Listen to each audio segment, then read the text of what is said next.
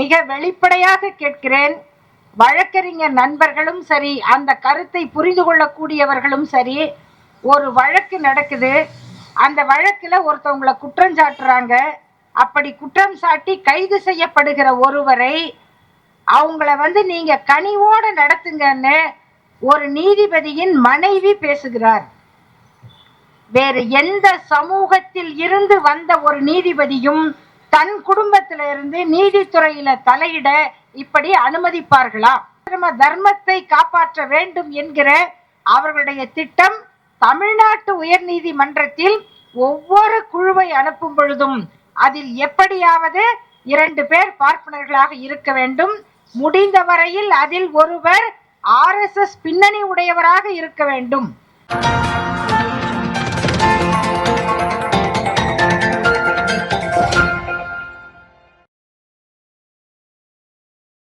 இன்றைக்கு தமிழ்நாட்டில் சென்னை உயர்நீதிமன்றத்தில் நிரப்பப்பட இருக்கின்ற நீதிபதிகள் பதவிகள் எப்படி ஒரு குறிப்பிட்ட சமூகத்தால் அவர்களுக்கு துணையாக இருக்கக்கூடிய சில உயர்ஜாதி அமைப்புகளால் மொத்தமாக எடுத்துக்கொள்ளப்படுகின்றன. அது எப்படி சமூக நீதிக்கு எதிராக இருக்கிறது? இத்தனை ஆயிரக்கணக்கான வழக்கறிஞர்கள் உருவாகி தொழில் செய்யக்கூடிய திறமை வாய்ந்தவர்கள் ஏராளம் பேர் இருக்கக்கூடிய அந்த நீதிமன்றத்தில் குறிப்பிட்ட சில சமூகங்களும், அதிலும் குறிப்பாக பார்ப்பனர்கள் மட்டுமே திரும்ப திரும்ப நியமனம் செய்யப்படக்கூடிய இந்த ஆபத்தை இன்றைக்கு தமிழ்நாட்டுக்கு எச்சரிக்கை மணியாக ஒலித்து இந்த பிரச்சனையை குறித்த விழிப்புணர்வை மக்களிடம் ஏற்படுத்த வேண்டும் என்பதற்காக இந்த ஆர்ப்பாட்டத்தினை அறிவித்து அதனை தானே முன்னின்று நடத்தி கொண்டிருக்கிற திராவிடர் கழகத்தினுடைய தலைவர் ஆசிரியர் அவர்களுக்கும், திராவிடர் கழகத்தின் துணை தலைவர் அவர்கள், பொதுச் செயலாளர், பொருளாளர் மற்றும் உள்ள அனைத்து பொறுப்பாளர்கள், வழக்கறிஞர் வீரமர்த்தினி அவர்கள், இங்கு வரவேற்புரையாற்றிய சட்டத்துறையின் தலைவர் வழக்கறிஞர் வீரசேகரன் அவர்கள், உரையாற்றிய விடுதலை சிறுத்தைகள் இயக்கத்தினுடைய வழக்கறிஞர் அணியின் பொறுப்பாளர் தோழர் கார்வேந்தன் அவர்கள், வழக்கறிஞர் சேசுபாலன் அவர்கள், இன்னும் இங்கே இந்த கருத்தை கேட்பதற்காக காத்திருக்கின்ற சமூக நீதியில் அக்கறையுடைய பெருமக்கள் அனைவருக்கும் என் அன்பான வணக்கத்தை தெரிவித்துக் கொள்கின்றேன். நீதிமன்றம் என்பது மக்களுடைய கடைசி நம்பிக்கை. அரசுகள் தவறாக செயல்படும் போதும், அரசியல் சட்டம் காட்டிய வழியில் செயல்பட மறுக்கும் போதும், செயல்பட தவறும் போதும் அதை அரசாங்கத்திற்கே சுட்டிக்காட்டி இதை நீங்கள் செய்ய வேண்டும் என்றும் இப்படி செய்வது தவறு என்றும் ஆணையிடக்கூடிய அதிகாரம் பெற்ற உயர்ந்த இடம் நீதிமன்றம். அதிலும் உயர் நீதிமன்றம் என்பது பல்வேறு அதிகார எல்லைகளை தனக்குள்ளே கொண்டு எவ்வளவு பெரிய பிரச்சனையிலும் அந்த அதிகாரத்தை பயன்படுத்தி ஒரு நாட்டை, அரசாங்கத்தை வழிநடத்தக்கூடிய பெரும் பொறுப்பை கொண்டிருக்கக்கூடியது. அப்படிப்பட்ட உயர் நீதிமன்றத்தில், இன்னும் உச்ச நீதிமன்றத்திலும் அப்படித்தான் இருக்கிறது. நாம் இப்பொழுது சென்னை உயர் நீதிமன்றத்தை பற்றி அதனுடைய சூழ்நிலை கருதி இந்த ஆர்ப்பாட்டத்தை நடத்துகிறோம். அப்படிப்பட்ட உயர் நீதிமன்றத்தில் பதவிக்கு வரக்கூடியவர்கள் யார் வருவார்கள், எப்படி இருப்பார்கள் என்பதற்கு நம்முடைய சென்னை உயர் நீதிமன்றத்தின் பழைய நீதிபதிகளுடைய புகைப்படங்கள் இருக்கும். அவை ஓவியமாக வரையப்பட்டு அந்த நீதிமன்ற வளாகத்திற்குள்ளாக மாட்டப்பட்டிருக்கும். அந்த படங்களை எல்லாம் பார்த்தால் முதலில் வெள்ளையர்கள் இருந்தார்கள். ஆங்கிலேயர்தான் இந்த நீதிமன்றத்தை தொடங்கியவர்கள்.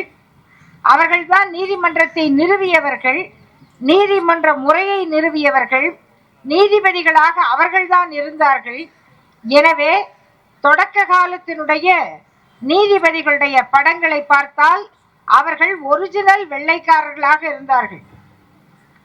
அப்படியே 1800ஆம் ஆண்டுகளின் இறுதியில் இருந்து தொடங்கி உள்நாட்டு வெள்ளைக்காரர்கள் படம் வந்தது. அந்த வெள்ளையிலிருந்து இது கொஞ்சம் அடுத்த சிவப்புக்கு மாறி அப்படியே வந்து கொண்டிருந்து 1925க்கு பிறகு கொஞ்சம் கொஞ்சமாக அந்த நீதிபதிகளுடைய நிறம் மாறி மாறி மாறி அண்மை காலத்திலேதான் கருப்பு நிறமுடையவர்களும் அந்த ஓவியங்களில் இடம்பெற தொடங்கினார்கள் ஓய்வு பெற்றவர்களாக. இந்த வண்ண மாற்றத்திற்கே ஒரு நூற்றாண்டு ஆகி இருக்கிறது. ஆனால் அதிகாரத்தை அனுபவித்தவர்கள், அதிகாரம் முழுவதும் எங்களுக்கே என்று சொல்லி பழகியவர்கள் அவ்வளவு எளிதாக அதை விட்டுவிட மாட்டார்கள். நம்முடைய தலைவர் ஆசிரியர் ஐயா அவர்கள் எப்பொழுதும் பயன்படுத்துகிற ஒரு எடுத்துக்காட்டு, ரயில் பெட்டியில் கூட அன்ரிசர்வ்டு கம்பார்ட்மெண்டில் முதல் ஸ்டேஷன்ல ஏறியவர் அடுத்த ஸ்டேஷனில் இருப்பவருக்கு இடம் கொடுக்க மாட்டார். முடிந்தவரை தூங்குவது போல நடித்து கொண்டுதான் வருவார். தூங்குகிறவரை எழுப்புவது கூட எளிது, தூங்குகிற மாதிரி நடிக்கிறவரை எழுப்ப முடியாது. கொஞ்சம் போராடி உரத்த குரல் கொடுக்கிற ஒருவர் வண்டியில ஏறினால் அவர் மெதுவாக காலை மடக்கி கொண்டு உட்கார இடம் கொடுப்பார். அடுத்த அந்த குரல் 2, 3ஆக உயரும் போதுதான் ஏதோ தான் ரிசர்வ் பண்ணி கொண்டு வந்த ஒரு சீட்டை இவர்களுடைய தொல்லை தாங்காமல் விட்டு கொடுப்பது போல ஒரு தோற்றத்தை கொடுத்து ரொம்ப சலிப்போடு எந்திரிச்சு உட்கார்வர். இது சாதாரணமாக ரயில் பெட்டியில் நடக்கக்கூடிய ஒரு காட்சி. இந்த காட்சியை ஐயா அவர்கள் இந்த இடஒதுக்கீட்டுக்கான எடுத்துக்காட்டாக குறிப்பிடுவார்கள்.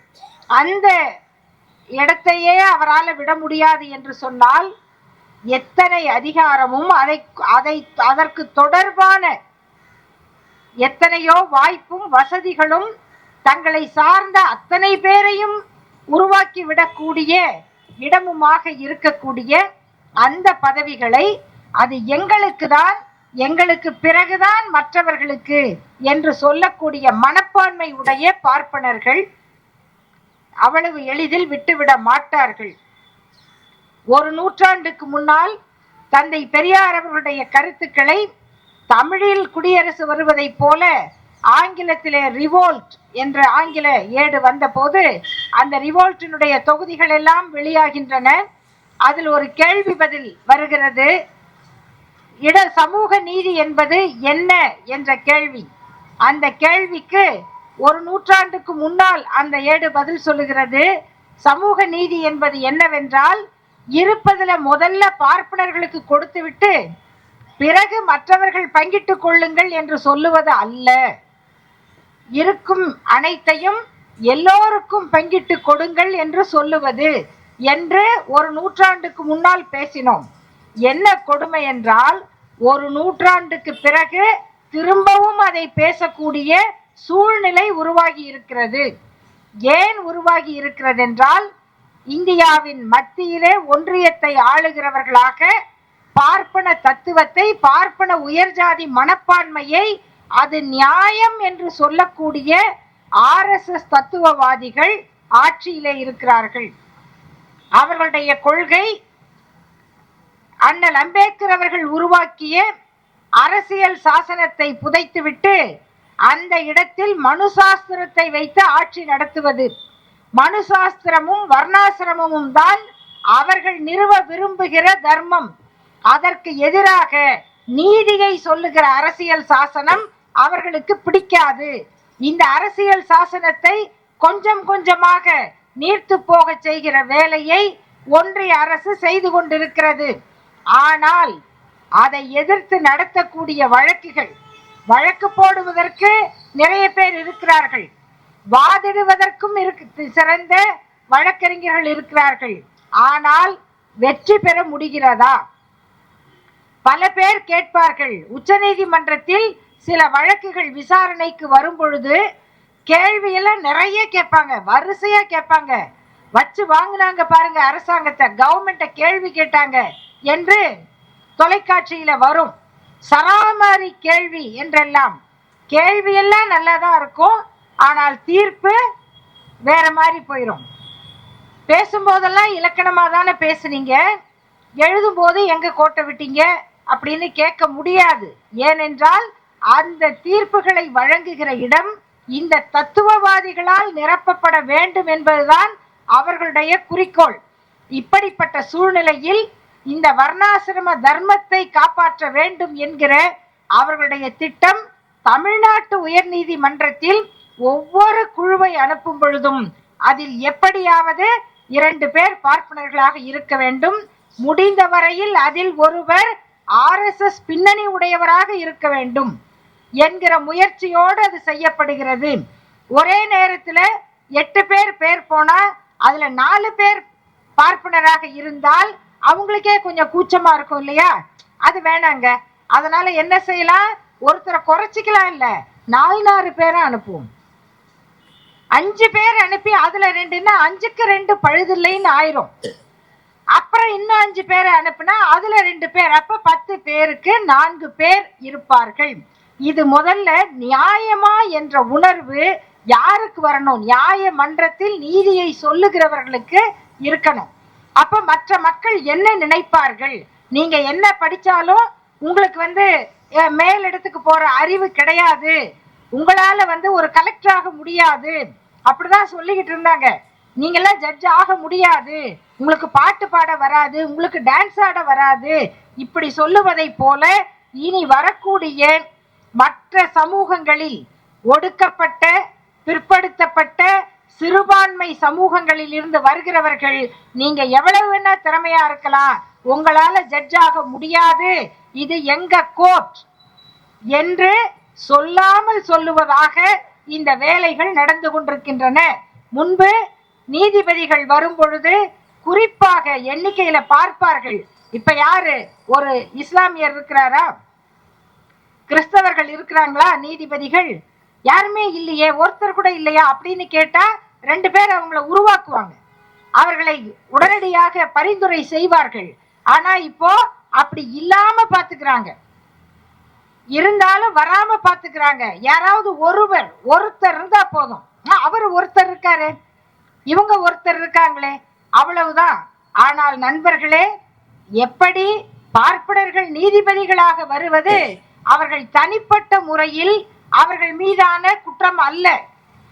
இவர் வந்தா நல்லா இருக்க மாட்டாரு, அவர் வந்தா சரியா இருக்க மாட்டாரு, இவருக்கு அறிவில்லை திறமை இல்லை என்பதல்ல நம்முடைய கருத்து. அறிவு எல்லாருக்கும் இருக்கு, திறமை எல்லாருக்கும் இருக்கு, நீதி வழங்குற தகுதி எல்லாருக்கும் இருக்கு. எவ்வளவு பேர் வாய்ப்பில்லாத இடங்களில் இருந்து உருவானவர்கள் வழக்கறிஞர்களாக, நீதிபதிகளாக, சார்பு நீதிபதிகளாக இருந்து உயர் நீதிமன்றத்திற்கு வந்து எவ்வளவு திறமையான வழக்குகளை கையாண்டிருக்கிறார்கள், எவ்வளவு அற்புதமான தீர்ப்புகளை கொடுத்திருக்கிறார்கள், மக்களுடைய உரிமையை காப்பதிலே எவ்வளவு கனிவோடு இருந்திருக்கிறார்கள், எல்லாம் வரலாறு. அந்த வரலாற்றை மாற்றி மீண்டும் நாங்கள் மட்டுமே என்று சொல்லக்கூடிய பார்ப்பன பண்ணையம் என்று இந்த முழக்கத்திலே குறிப்பிட்டோமே, அப்படியான நிலைக்கு சென்னை உயர்நீதிமன்றம் இன்றைக்கு தள்ளப்படுகிறது. அதை எதிர்த்து போராட வேண்டிய நிலையில் நாம் அனைவரும் இருக்கிறோம். பார்ப்பனர்களை தவிர மற்ற அனைத்து ஜாதிகளையும் சேர்ந்த வழக்கறிஞர்கள் இதனை சிந்திக்க வேண்டும். சமீபத்தில் நாம இதே இடத்துல வேற ஒரு ஆர்ப்பாட்டம் நடத்தினோம். அந்த ஆர்ப்பாட்டத்துக்கு காரணமாக தமிழ்நாட்டிலே பார்ப்பனர்கள் ஒடுக்கப்படுகிறார்கள், நசுக்கப்படுகிறார்கள் அப்படின்னு இன்னொரு ஆர்ப்பாட்டம் நடந்தது. அந்த கருத்தெல்லாம் கேட்டிருந்தோம். ஆனால் நான் மிக வெளிப்படையாக கேட்கிறேன், வழக்கறிஞர் நண்பர்களும் சரி, அந்த கருத்தை புரிந்து கொள்ளக்கூடியவர்களும் சரி, ஒரு வழக்கு நடக்குது, அந்த வழக்குல ஒருத்தவங்களை குற்றம் சாட்டுறாங்க. அப்படி குற்றம் சாட்டி கைது செய்யப்படுகிற ஒருவரை அவங்கள நீங்க கனிவோடு நடத்துங்கன்னு ஒரு நீதிபதியின் மனைவி பேசுகிறார். வேறு எந்த சமூகத்தில் இருந்து வந்த ஒரு நீதிபதியும் தன் குடும்பத்திலிருந்து நீதித்துறையில தலையிட இப்படி அனுமதிப்பார்களா? பேசுவாங்களா? பேச முடியுமா? ஒரு உதாரணத்துக்கு சொல்றேன்.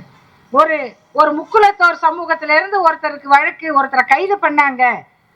ஒரு நீதிபதி, அதே சமூகத்து நீதிபதி, அவங்க வீட்டுல இருந்து ஒரு அண்ணனோ தம்பியோ மனைவியோ அவர் ரொம்ப நல்லவருங்க, கொஞ்சம் பார்த்து நடத்துங்க என்று ஒரு அறிக்கை வெளியிட்டால், பேசினால் அது எப்படி மற்றவங்களால பார்க்கப்படும்? அது அவங்களுக்கே தோணும்ல, நம்ம சொன்னா என்ன நினைப்பாங்க? அந்த எல்லையை கூட தாண்டி இருக்கிற அளவிற்கு அவர்களுடைய ஆதிக்கம் பறந்து கிடக்கிறது. விமர்சனத்துக்கு அப்பாற்பட்டவர்களாக தங்களை கருதி கொள்ளுகிற அளவிற்கு அவர்களிடம் அதிகாரம் குவிக்கப்படுகிறது. இது ஒரு ஜனநாயக நாட்டிற்கு நல்லதா? இது எந்த வகையிலே இந்த அரசியலமைப்பு சட்டத்திற்கு, இந்த அரசாங்கம் ஏற்றுக்கொள்ளுகிற உறுதிமொழிக்கு எந்த வகையில நியாயம் என்ற கேள்வியை மனசாட்சி உள்ள ஒவ்வொருவரும் கேட்க வேண்டும். எத்தனையோ தொலைவில் இருந்து, எத்தனையோ மைல் நடந்து, அரசு பேருந்தை பிடித்து, கட்டணம் இல்லாமல் பணத்தை கட்டி அரசு பள்ளியில படித்து, கல்லூரிகள்ல படித்து வழக்கறிஞர்களாக வருகிறவர்கள் கடினமாக உழைத்து ஒரு பெயரை பெற்றாலும் நீதிபதியாக முடியாது, அந்த கனவு உங்களுக்கு வேண்டாம் என்று சொல்லுவதை போன்ற இந்த முயற்சியை சென்னை உயர்நீதிமன்றம் கைவிட வேண்டும் என்பதற்காக திராவிடர் கழகம் நடத்துகிற இந்த ஆர்ப்பாட்டம் எல்லா இடங்களிலும் கேட்கும். அரசாங்கத்தின் காதுகளுக்கு மட்டுமல்ல, நீதித்துறையின் காதுகளுக்கும் கேட்கும். அவர்கள் நீதியோடு நடந்து கொள்ள வேண்டும் என்று கேட்டு வாய்ப்புக்கு நன்றி கூறி முடிக்கிறேன். நன்றி, வணக்கம்.